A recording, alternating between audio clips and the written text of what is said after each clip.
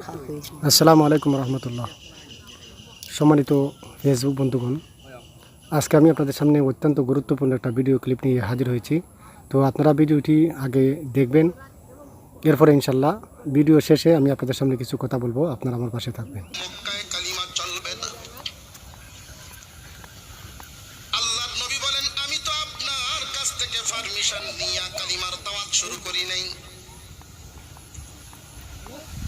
আপনি বন্ধ করার কে?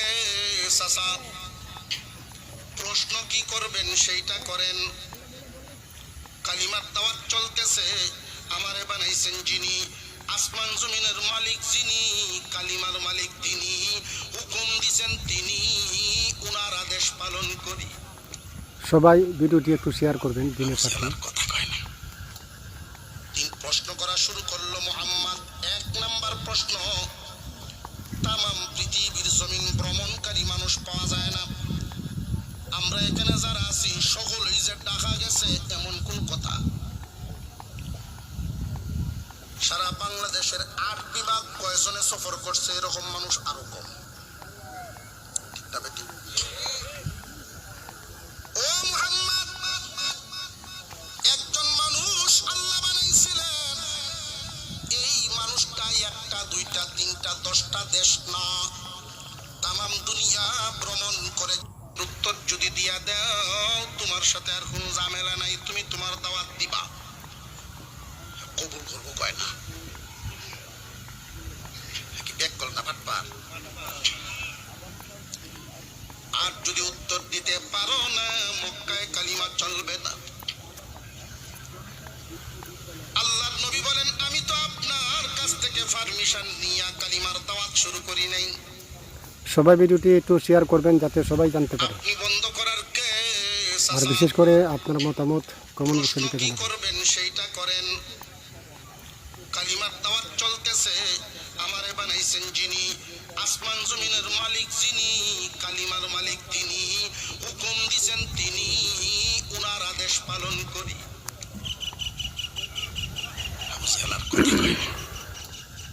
তিন প্রশ্ন করা শুরু করলো মুহাম্মদ। এক নাম্বার প্রশ্ন, তামাম পৃথিবীর জমিন ভ্রমণকারী মানুষ পাওয়া যায় না, আমরা এখানে যারা আছি সকলেই যে ঢাকা গেছে এমন কোন কথা? সারা বাংলাদেশের 8 বিভাগ কয়জনে সফর করছে এরকম মানুষ আরো কম। ও মুহাম্মদ, একজন মানুষ আল্লাহ বানাইছিলেন, এই মানুষটাই একটা দুইটা তিনটা 10টা দেশ না, তামাম দুনিয়া ভ্রমণ। তো সম্মানিত দর্শক, এতক্ষণ যার বয়ান শুনেছিলেন, ওনাকে নিয়ে নতুনভাবে পরিচয় দেওয়ার কোনো বিষয় না। তো সম্মানিত দর্শক, তিনি বর্তমান টপ লেভেলের একজন ওয়াইজ, একজন মুফাসসির কোরআন, হযরত মাওলানা শরীফুজ্জামান রাজপুরী সাহেব।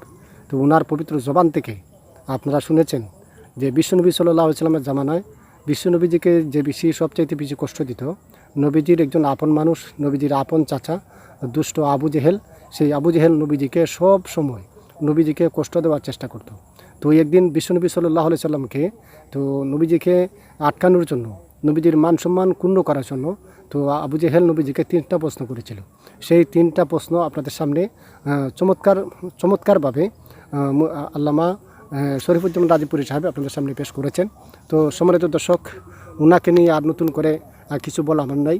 তো আপনাদের কাছে ভিডিওটি ভালো লাগলে আপনাদের মতামত কোন উসিলাকে জানাবেন, আর বিশেষ করে ভিডিওটি শেয়ার করে সবার মধ্যে ছড়িয়ে দেবেন, যাতে করে আবু জেহেল বিশ্বনবী সাল্লাল্লাহু আলাইহি সাল্লামকে কী পরিমাণ কষ্ট দিত, কখন কি করত, সব কিছু আলোচনা করেছেন। কিন্তু ভিডিওটা লম্বা হবে বলে আমি অল্প কিছু আপনাদের সামনে পেশ করেছি।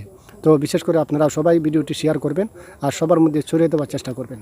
তো ভালো থাকুন। আসসালামু আলাইকুম ওয়া রাহমাতুল্লাহি ওয়া বারাকাতুহু।